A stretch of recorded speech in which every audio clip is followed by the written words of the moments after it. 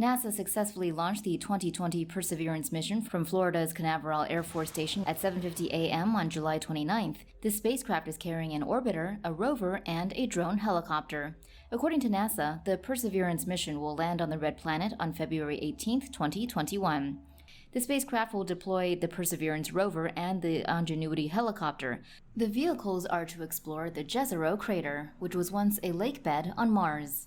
The Perseverance rover's design is based on the Curiosity rover, which was launched in 2011. The Perseverance includes a cross-country suspension system, a plutonium power source that charges the rover's batteries, a mast with cameras and sensors, an antenna that communicates directly with Earth, and a robotic arm.